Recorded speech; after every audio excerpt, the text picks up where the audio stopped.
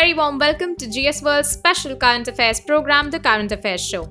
I am Praggya Vatsal and I am here with all the highlights of the week. Let us take a quick look at the headlines. The government of India has signed a $500 million loan agreement with the World Bank for the development of safe and green national highway corridors. India has included the wetland lakes in Ladakh as the 42nd place in the list of Ramsar sites.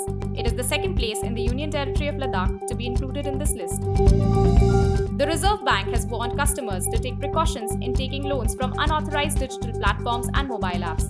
RBI has issued an advisory regarding unauthorized digital lending platforms and mobile apps. The BrexitPost-Trade agreement has been reached after months of negotiation on future trade rules between the UK and the European Union. The agreement is a week before the scheduled deadline. The British government announced this effect. Prime Minister Narendra Modi launched Pradhan Mantri Jan Arogya YOJNA, SEHAT for Jammu and Kashmir, under Ayushman Bharat Yojana. The scheme will cover all the residents of Jammu and Kashmir, and all people will be provided free insurance cover. Now let us take a look at the news in detail.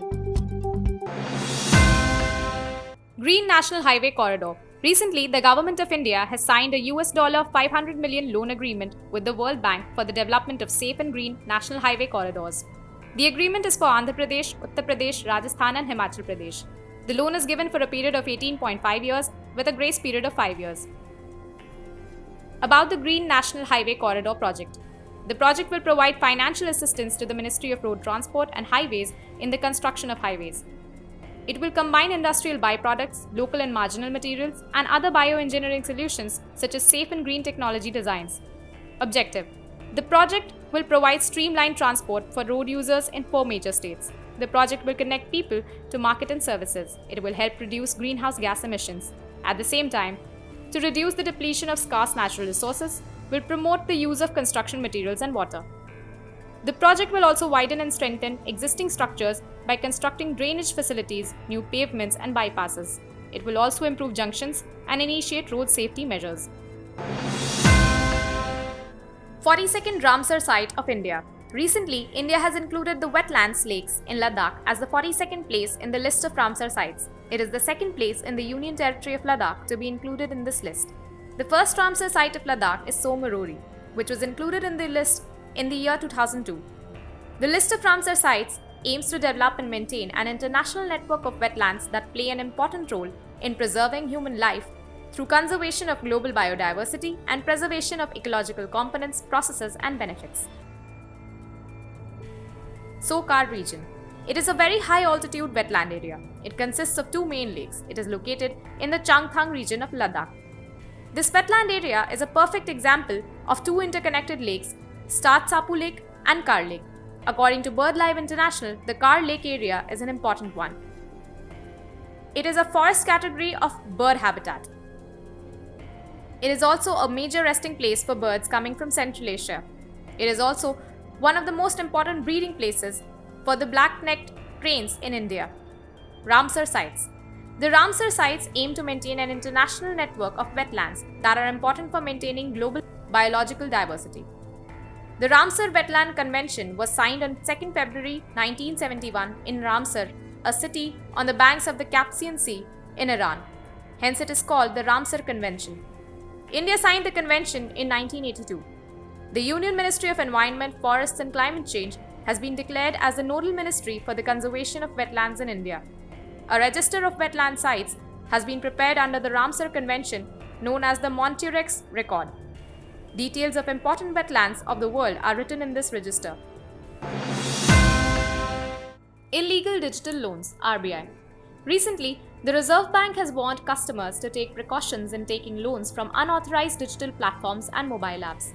RBI has issued an advisory regarding unauthorized digital lending platforms and mobile apps. According to the report, on such digital platforms, customers are given loan without any specific documentation. In return, they are charged huge interest and other fees.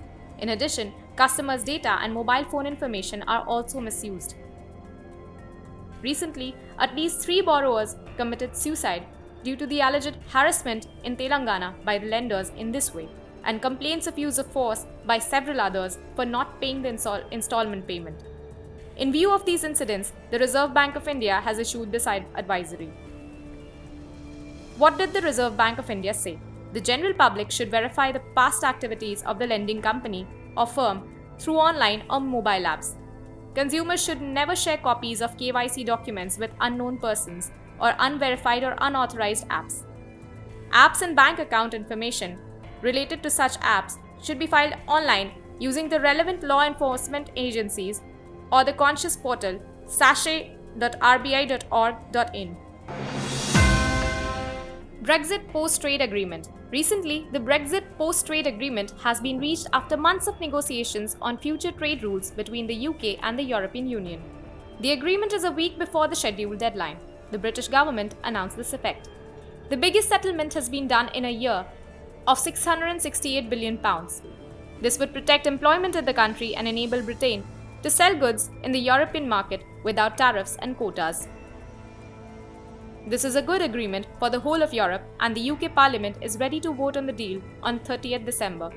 The agreement, after being approved by the European Union leaders, the European Parliament and the UK government, will ensure that the UK, after being completely separated from the European Union on 1st January, with 27 member countries of the European Union, with its goods without tariffs or quotas, will be able to continue its business. The UK is set to exit European Union trading rules by 31st December after officially leaving the bloc.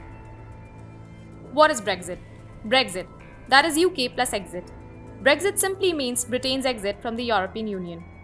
It began in 2008 when the UK economy was hit by a recession. Inflation in the country had increased, unemployment had increased, efforts were being made to find a solution and fix the economy. In 2016, there was a referendum on the exit of the European Union in Britain. On 27 March 2017, the British government began the process of secession from the European Union. Britain's separation from the European Union was extended for the first time from 29 March 2019 to 12 April 2019. Thereafter, this deadline was extended to 31st October 2019 and then to 31st January 2020. PMJAY SEHAT YOJNA. Recently, Prime Minister Narendra Modi launched Pradhan Mantri Jan Arogya Yojna, SEHAT for Jammu and Kashmir under Ayushman Bharat Yojna. The scheme will cover all the residents of Jammu and Kashmir, and all people will be provided free insurance cover. SEHAT stands for Social Endeavour for Health and Telemedicine. It is a health insurance scheme for the Union Territory. Salient features: each family will get insurance up to Rs 5 lakhs, which will improve their life. This will benefit 15 lakh families.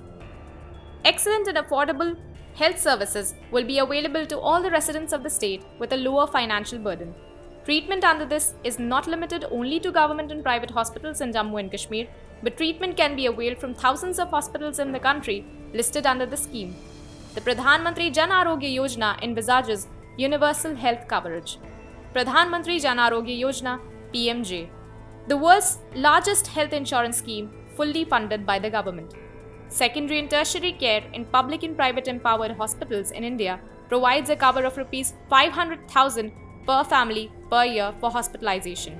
Rs 5 lakh can be used by one or all the family members. This includes medical procedures such as oncology, cardiology, nephrology, etc. India will be the third largest economy by 2030. There has been relief news for the Indian economy struggling with recession and the coronavirus pandemic.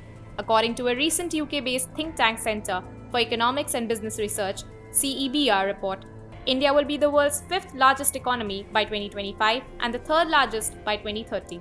It should be noted that India has become the fifth largest economy in the world by beating Britain in 2019, but again slipped to the sixth position in 2020. In addition, this report also states that Japan will remain the world's third largest economy until the early 2030s. According to the report, Germany will slip from number 4 to number 5, and Britain, currently at number 5, will slip to number 6 in 2025. The UK-based think tank predicted that China would overtake the US in 2028 to become the world's largest economy. According to the CEBR, the Indian economy will grow 9% in 2021 and 7% in 2022. India will naturally slow down after becoming more economically prosperous, and GDP growth is expected to be 5.8% in 2035. About the CEBR.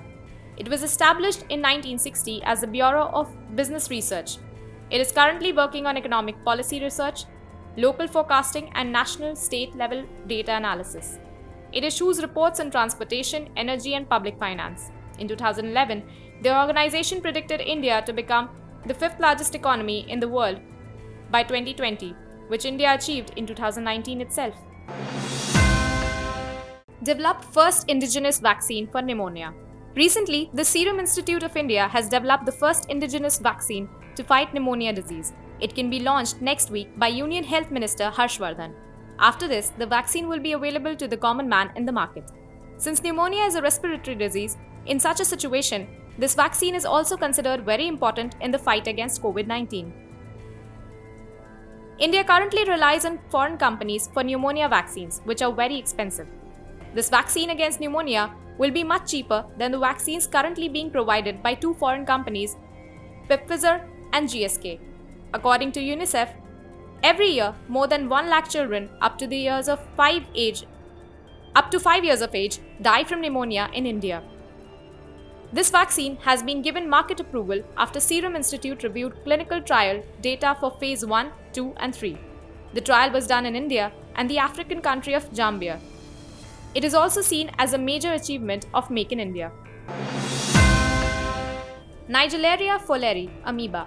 Brain-eating amoeba is spreading deadly amoeba NaegleriaFowleri in America amidst coronavirus crisis. This amoeba is now spreading from the southern states to the northern states in America. According to a report by the US Center for Disease Control and Prevention, this amoeba is now slowly moving towards the northern states. What is NaegleriaFowleri? Scientists said in their report that this brain-eating bacterium is commonly found in soils, hot lakes, rivers, and hot streams. According to the Center of Disease Control, people fall prey to such amoeba during swimming. It is a single-celled living organism. When the NaegleriaFowleri amoeba enters their nostrils, they reach their brain and start eating the brain tissue. 97% of the people coming into contact with it are extremely difficult to escape. Amoeba is commonly found in rivers and lakes, causing an infection called primary amoebic meningoencephalitis (PAM) and can be fatal. From 2009 to 2018, there are 34 cases of this virus. Between 1962 and 2018, 145 people affected with the bacteria, out of which only 4 people survived. Symptoms of infection of NaegleriaFowleri. The main symptoms of NaegleriaFowleri infection include severe headache, fever, stiff neck, seizures, mental illness, and coma. This bacterium also lives in hot water discharged and properly maintained swimming pools and factories. India's first hot air balloon wildlife safari. Recently, India's first hot air balloon wildlife safari was launched at the world-famous Bandhavgarh Tiger Reserve in Madhya Pradesh. Through this, people can see tigers, leopards, Indian bears, and other wild animals from a height. The air balloon service, started in Bandhavgarh Tiger Reserve, will be operated by Sky Walls of Jaipur. It is to be noted that the Madhya Pradesh government is also working on a plan to start hot air balloon wildlife safari in the Tiger Reserve of Pench, Kanga, and Panna. On the lines of safari going on in Africa, a hot air wildlife safari will also be done in Bandhavgarh, Madhya Pradesh, India.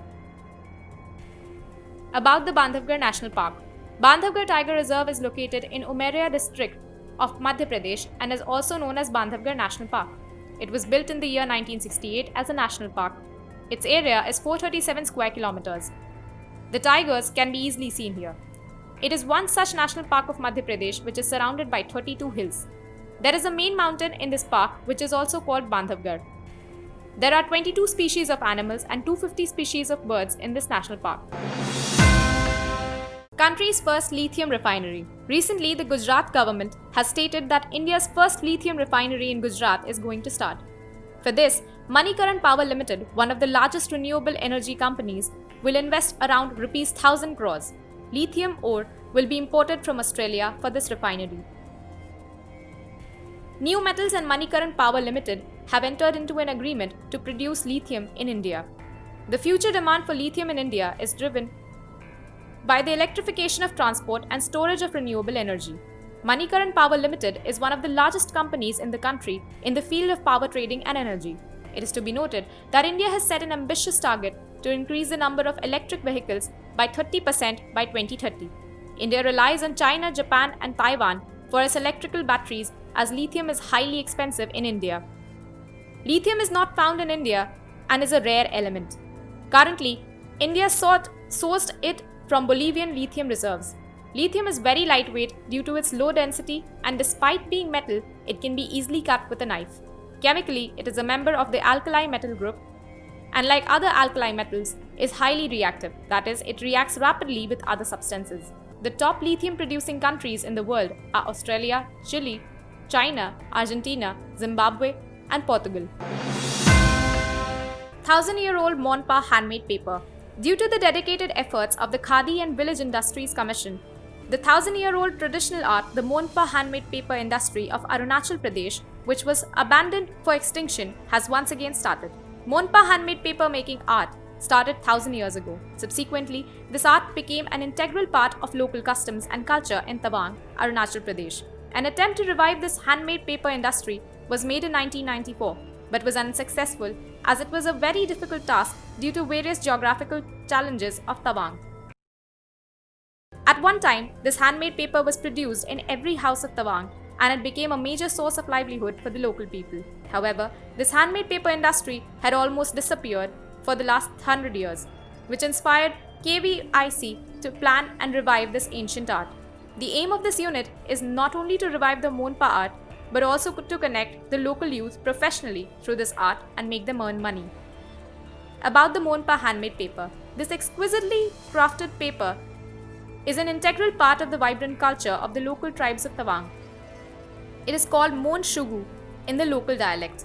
This paper has a great historical and religious significance because it is a paper used to write scriptures and songs of praise in Buddhist monasteries.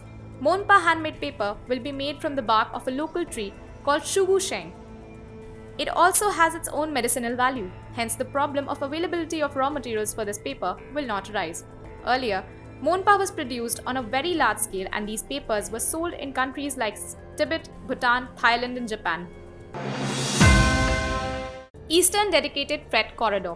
Recently, PM Modi inaugurated the new Bhavpur, New Kharja section of the Eastern Dedicated Freight Corridor through video conferencing. The 351-kilometer long New Bhavpur, New Kharja section is located in UP and is built at a cost of Rs 5,750 crores. This section will also reduce congestion from the existing Kanpur-Delhi main line and enable the Indian Railways to run faster trains.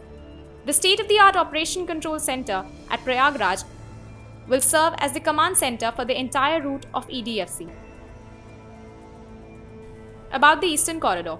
It is made up of two separate segments, an electrified single-track segment and an electrified double-track segment. Its length is 839 kilometers.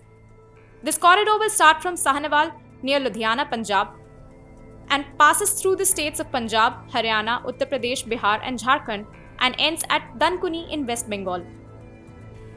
It is being constructed by the Dedicated Freight Corridor Corporation of India Limited, which has been established as a special purpose vehicle for the construction and operation of the Dedicated Freight Corridor. The Eastern Corridor will facilitate coal traffic from the eastern coalfields to power plants located in the northern regions of Uttar Pradesh, Delhi, Haryana, Punjab, and some parts of Rajasthan. It will also transport limestones and food grains, cement, fertilizer, etc. from Rajasthan to the steel plants located in the east. Bill to shut down all state-run madrasas. Recently, the government of Assam introduced a bill to close all government-run madrasas in the state from April 1st to 2021 and convert them into schools. The bill has been named the Assam Repeal Bill 2020. The bill proposes to repeal the two existing laws, the Assam Madrasa Education Provincialization Act 1995 and the Assam Madrasa Education Provincialization of Service of Employees and Reorganization of Madrasa Educational Institutions Act 2018. All madrasas will be converted into upper primary, upper and secondary schools, and there will be no change in the salaries, allowances and service conditions of teachers and non-teaching staff. Teachers teaching religious courses in madrasas will be trained to teach general subjects. According to the bill, all madrasas run by the state government will be abolished from April 1st, 2021 and converted into normal schools. This practice was introduced by the Muslim League government in pre-independence Assam. After this decision, the government assistance to all the government madrasas and Arabic colleges in the state will be removed. All the state madrasa boards will be dissolved from the upcoming academic sessions itself, and all educational activities related to them will be transferred to the Directorate of Secondary Education. However, private madrasas will not be closed in the state.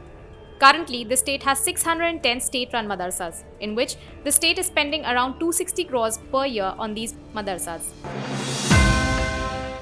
Country's first Polynetor Park. The country's first pollination partner park has been completed at Haldwani in Nainital district of Uttarakhand, where more than 40 species of butterflies, bees, birds and insects are present. There are more than 40 species of pollinators in the park, including common Jezebel, common immigrant, red parrot, plain tiger and lime butterfly, etc. The purpose of developing this park is to conserve various pollinator species, to make people aware of the importance of conserving these species and to promote research on various aspects of pollination such as threats to their habitats and the effects of pollution on them. Appropriate natural habitats have been created in the park for various pollinators by planting saplings and flowers pollinating flowers such as marigold, rose, hibiscus, jasmine, etc., where beekeepers, butterflies, birds and insects will get a favorable environment.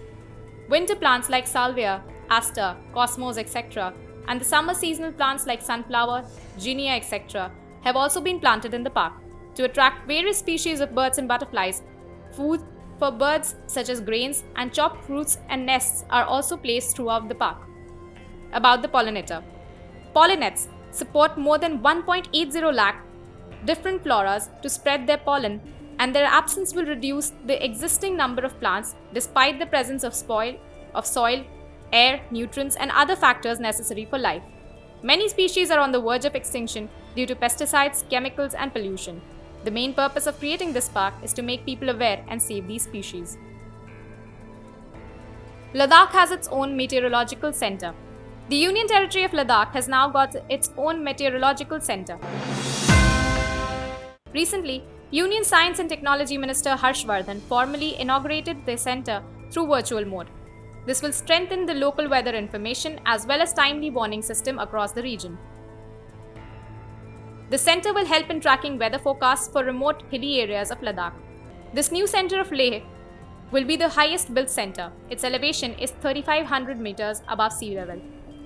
Till now, the weather station at Itanagar in Arunachal Pradesh was the highest built center. According to the Meteorological Department, after the formation of separate union territories of Jammu and Kashmir and Ladakh, it was also mandatory for both to be separated from the meteorological center. Therefore, a separate meteorological center for Ladakh has been established in Leh.